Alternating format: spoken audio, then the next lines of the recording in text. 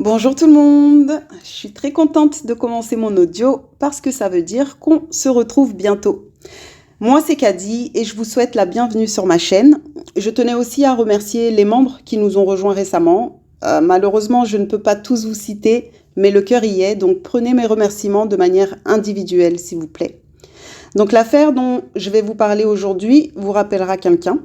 Elle est connue parce que pendant mes recherches, j'ai vu qu'elle avait déjà été traitée sur une autre chaîne, mais franchement, je suis restée dessus parce que elle me tenait à cœur tout simplement. Donc cette affaire se passe aux États-Unis, à Los Angeles plus précisément, et on va aller à la rencontre d'un petit bout d'homme, Gabriel Fernandez, 8 ans. Gabriel, c'est une boule d'énergie, un soleil, qui a reçu de l'attention et de l'amour malgré un départ spécial dans la vie. Jusqu'au jour où ce départ spécial le rattrape. Je vous invite à vous installer confortablement et à vous laisser porter par l'histoire de Gabriel. Pearl est née le 29 août 1983. Elle est la fille de Robert et de Sandra Fernandez. Elle a eu une enfance assez éprouvante, entre les périodes de détention de son père et la dureté de sa mère qu'elle accusera plus tard de l'avoir battue. Affectée par l'absence de son père et persuadée de ne pas être aimée de sa mère, Pearl trouve refuge dans l'alcool et la drogue. Le problème, c'est qu'elle n'a que 9 ans. Et on peut se demander comment une gamine de 9 ans peut avoir accès aussi facilement à ces substances, parce que là, on parle de méthamphétamine. 2 ans plus tard, elle s'enfuit pour la première fois, et à l'âge de 13 ans, elle arrête définitivement l'école. Elle subit aussi des agressions sexuelles, notamment par l'un de ses oncles maternels qu'elle accusera d'attouchement. Puis, elle sera également enlevée par plusieurs hommes qui la violeront à tour de rôle pendant des jours et la relâcheront quand ils estimeront en avoir assez abusé. Toutes ces épreuves ont profondément affecté la jeune femme. Néanmoins, elle finira par rencontrer l'amour en la personne d'Arnold Contreras, avec qui elle aura 2 premiers enfants, 3 selon d'autres versions, nommés Virginia et Ézéchiel. Elle a, semble-t-il, à cette période, arrêté la consommation de méthamphétamine. Après les fleurs et les papillons dans le ventre, leur relation est en dents de scie.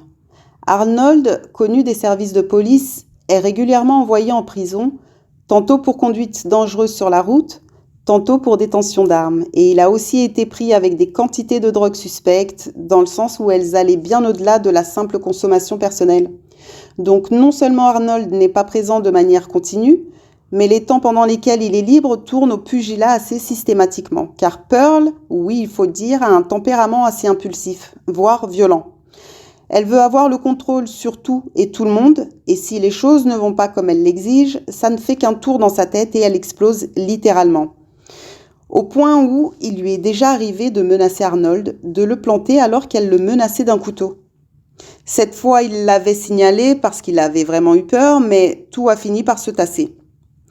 On arrive en 2004 et Pearl est enceinte. Elle a déjà Virginia 4 ans, Ézéchiel 2 ans, et elle ne souhaite pas garder cet enfant. Mais sa famille, ses tantes, parents et plus particulièrement l'un de ses oncles maternels, la persuadent de garder l'enfant en la rassurant sur le fait qu'elle ne serait pas seule et qu'ils lui apporteraient tout leur soutien. Elle finira par accepter lorsque son oncle lui proposera d'élever son enfant et de l'en décharger complètement. Arnold fait des va-et-vient en prison donc, et on ne lui demande pas vraiment son autorisation. Plutôt, on informe des événements. Il se peut aussi qu'il ait pensé que son bébé serait mieux chez cet oncle plutôt qu'avec Pearl. Le 20 février 2005, bébé Gabriel pointe le bout de son nez. Pearl accouche et j'ai vu des articles qui disent qu'elle est partie de l'hôpital en laissant l'enfant derrière elle. Et j'ai gardé l'autre version, celle qui raconte qu'elle est rentrée avec son fils et que 3 jours après, elle a appelé son oncle pour lui dire « Viens, tu peux récupérer le bébé, il m'agace déjà ». Son oncle et son compagnon vont donc prendre Gabriel et s'en aller. Ils l'élèveront durant ses 4 premières années, dans l'amour et la bienveillance. Le couple est gaga du petit bonhomme et il chérit chaque instant passé en sa présence. Malheureusement, des tensions familiales ont commencé à apparaître quand le père de Pearl a décidé que Gabriel grandissant, il n'était pas bon pour lui de continuer d'être éduqué par un couple homosexuel. De ce fait, il a fait en sorte que Gabriel soit élevé désormais par lui-même et sa femme. C'est eux donc qui s'en occuperont de 2009 à 2012. Durant tout ce temps, bien que n'ayant pas habité sous le même toit que sa mère, son frère et sa sœur, sa famille ne lui est pas complètement étrangère. Il a déjà rencontré tout le monde et a eu des interactions avec eux. Il a également eu l'occasion de passer des moments avec son père et Gabriel, même s'il ne comprend pas forcément tout ce qu'il se passe, ne se braque pas, il aime vraiment tout le monde. Il se contente de cette situation, il s'y fait et n'est pas malheureux non plus chez ses grands-parents. Pearl et Ronald ont fini par se séparer définitivement. L'incompatibilité d'humeur, les failles de leur vie de couple ont eu raison d'eux. Pearl a eu des petits copains depuis, avec lesquels elle reproduit les mêmes schémas. Domination, violence, intimidation. Certains tiennent bon, d'autres fuient. Et en cette année 2012, elle est en couple avec un jeune homme de 32 ans qui s'appelle Isoro Aguirre. Ils se fréquentent depuis un an et demi à peu près. Isoro était soignant et chauffeur dans une maison de retraite pendant 3 ans. Puis fin d'année 2012, il devient agent de sécurité pour une société privée. Et au dire de son ancien employeur et de ses anciens collègues, il est décrit comme un homme au tempérament calme et serviable, qui prenait son travail à cœur et qui traitait les personnes dont il avait la charge avec beaucoup de respect et de délicatesse. Depuis peu, Pearl l'a invité à emménager chez elle. Il a donc intégré leur appartement de Palmdale. Et il est dit aussi qu'à cette période, elle a repris sa consommation de meth. On est maintenant en octobre 2012 et Gabriel a 7 ans. Pearl a décidé qu'il était temps pour lui de rejoindre la fratrie. Bien entendu, il n'y a pas eu de miracle et ce n'est pas l'amour d'une mère envers son fils qui a motivé sa décision, mais plutôt la perspective de bénéficier de prestations sociales si Gabriel était domicilié chez elle et donc sous sa responsabilité. Depuis sa cellule, Arnold a tenté de convaincre tous les membres de la famille de garder Gabriel auprès d'eux, mais légalement, ils étaient impuissants.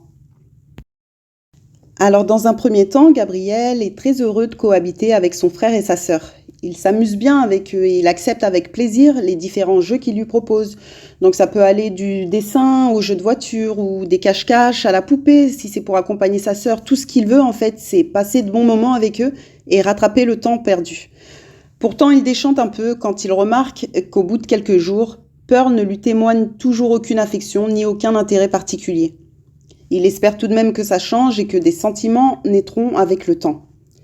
Mais c'est bien mal connaître cette femme qui, rappelons-le, n'a jamais voulu de ce petit dans sa vie. Et ce rejet de lui n'a fait que s'amplifier au fil des années. Elle tolère déjà à peine la présence d'Ézéchiel et de Virginia, qu'elle m'amène de temps en temps. Comment pourrait-il en être autrement pour Gabriel, dont elle n'a souhaité la venue que par intérêt pécuniaire ? Et Isoro, son compagnon, observe exactement la même attitude. Il se fiche complètement de ce nouveau venu qu'il considère comme un étranger. De l'ignorance la plus totale, le couple va rapidement se montrer hostile à son égard, le considérant comme le vilain petit canard de la famille, l'indésirable. C'est d'un commun accord qu'ils vont commencer à le violenter et à l'humilier, riant à gorge déployée lorsqu'ils voient la peur et la douleur sur les traits de Gabriel. Chaque prétexte est une occasion de le maltraiter et pour ce faire, il ne recule devant rien. Gabriel sera frappé avec une batte de baseball, on le forcera à manger des excréments de chat à maintes reprises. Le petit est régulièrement brûlé avec les cigarettes qu'Isoro se plaît à éteindre sur sa peau. Ézéchiel et Virginia, impuissants face à ce déchaînement de violence, ont bien tenté de s'interposer pour le protéger, mais Pearl les a intimidés en les menaçant d'être les suivants s'ils osaient se manifester.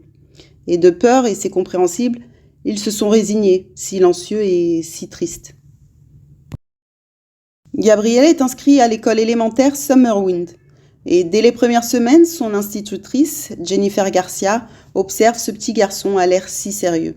Elle remarque aussi les blessures sur son visage, puis sur son corps. Lorsqu'elle l'interroge, Gabriel n'a aucun mal à se confier à elle et il lui raconte que sa mère l'a frappé au visage. 2 jours après, Gabriel arrive avec une nouvelle coupe de cheveux, le crâne grossièrement rasé en partie, laissant apparaître des coupures profondes et des éraflures.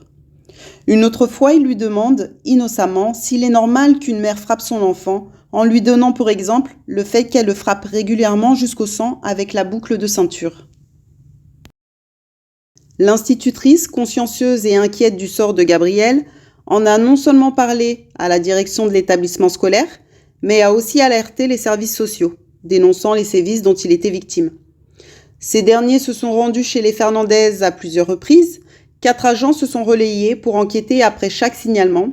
Malheureusement, seule Pearl était interrogée et donc, après chaque visite, ils repartaient persuadés que tout allait bien dans cette famille et que Gabriel n'était rien de plus qu'un enfant agité et maladroit, ce qui justifiait, selon eux, les bleus qu'il avait. Je vous parle beaucoup de Pearl depuis le début, mais Isoro n'est pas en reste. Il agit avec cruauté au même titre que sa compagne. Ils attachent Gabriel par les poignets et les chevilles, lui enfoncent un bout de tissu dans la bouche pour étouffer ses cris, et l'enferment dans une sorte de placard dans lequel il passe ses nuits. Le duo sadique s'amuse à lui tirer dessus à l'aide de pistolets à air comprimé ou à billes selon l'envie. Et Isoro a pris l'habitude de tabasser le petit en le traitant de gay. Tout ça parce qu'il l'a vu jouer à la poupée. Pour lui, c'est intolérable, c'est l'extrême offense. Et selon lui, Gabriel mérite ce traitement. Et pour l'humilier encore un peu plus, parce que c'était pas déjà assez, un matin, il l'envoie à l'école habillé en fille et il s'esclaffe en imaginant les moqueries que Gabriel subira en passant la grille d'entrée de l'école. Il se félicite d'avoir choisi en plus un modèle de couleur rose. Bien que les signalements de Jennifer Garcia n'aient pas eu l'effet escompté, Gabriel a bien conscience qu'elle représente le seul adulte auprès duquel il trouve un peu de réconfort. Pearl et Isoro se doutent bien que l'institutrice est à l'origine de ces signalements. C'est pourquoi ils interdisent formellement à Gabriel de lui parler de leur mode de vie et de ne surtout pas faire mention des actes de torture auxquels il s'adonne avec délectation.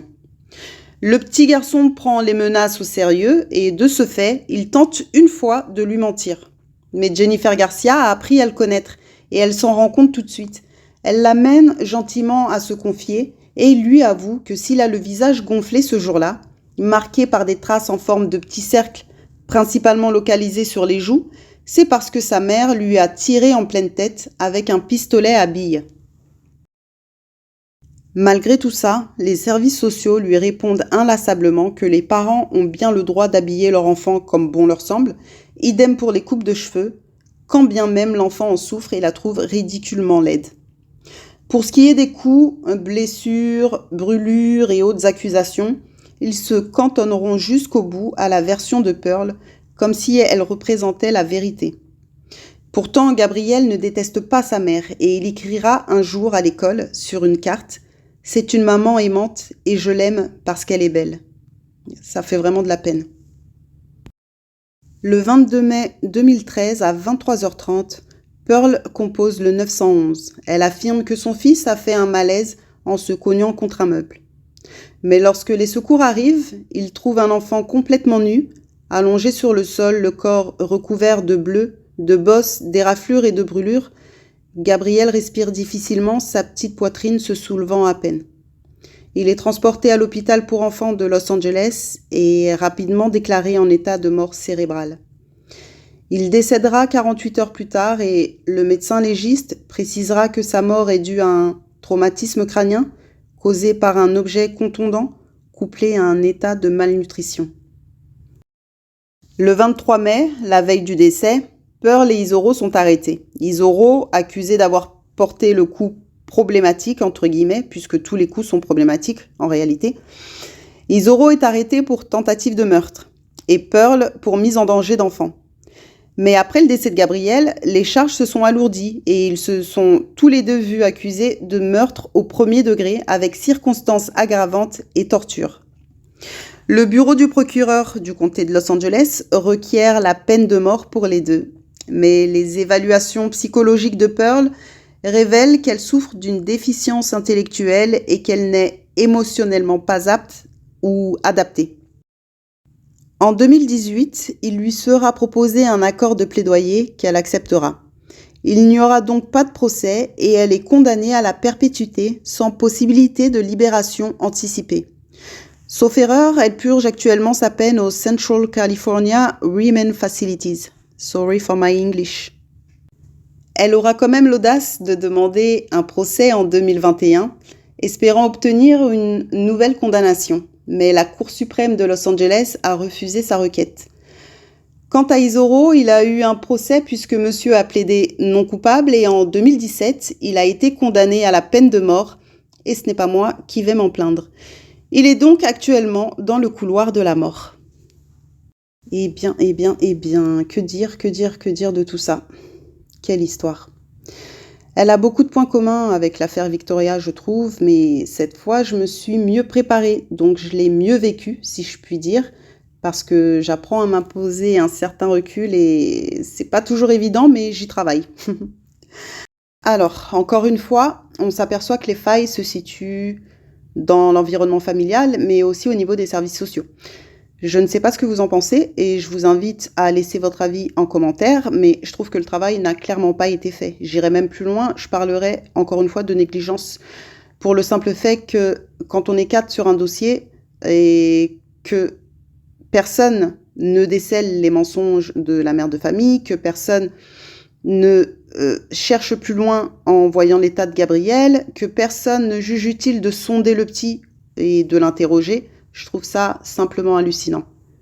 D'ailleurs, ces 4 personnes ont été mises en examen un temps, puis les charges ont été abandonnées sous prétexte qu'il y avait à cette période un manque d'effectifs et que le personnel était donc overbooké, d'où le manque d'attention, etc., etc. Mais à ce stade, je parlerai plutôt de cécité, mais bon. En ce qui concerne Isoro, il y a un décalage certain entre ce que son ancien employeur disait de lui et les atrocités commises. Est-ce que sa réelle nature est la première ou la deuxième finalement? Est-ce qu'il s'est laissé prendre au jeu de Pearl, galvanisé? Ou est-ce qu'il a montré son vrai visage face à Gabriel? Ce qui impliquerait alors que les 3 années qu'il a passées à être doux et attentionné étaient peut-être feintes? Ou pas d'ailleurs, je me trompe peut-être. Tout est possible, mais se montrer fort et puissant face à un gamin de 8 ans, c'est être profondément lâche. Mais mon cœur a été soulagé. En réalité, il a bondi de joie quand j'ai lu sa condamnation. Quant à Pearl, elle a eu beaucoup de chance de s'être vue proposer cet accord de plaidoyer et même si elle essaie d'échapper à la perpétuité, je pense qu'elle sait qu'elle devrait être aux côtés d'Isoro pour tout le mal qu'elle a fait. J'ai aussi une belle pensée pour Jennifer Garcia qui a fait ce qu'elle a pu à son niveau pour faire bouger les choses. Une pensée aussi pour tous ceux qui ont aimé ce petit ange et qui ont pris soin de lui jusqu'en 2012. Voilà, c'est fini pour aujourd'hui. Je vous remercie d'avoir partagé cette triste histoire avec moi. Et je vous remercie aussi pour votre accueil et votre gentillesse, votre bienveillance et votre soutien. Vous ne pouvez pas savoir à quel point ça me touche. J'espère vraiment qu'on avancera ensemble encore un petit bout de temps. Et je vous laisse tranquille pour aujourd'hui, mais je reviendrai, promis. Passez une belle journée ou soirée et surtout prenez soin de vous. Ciao.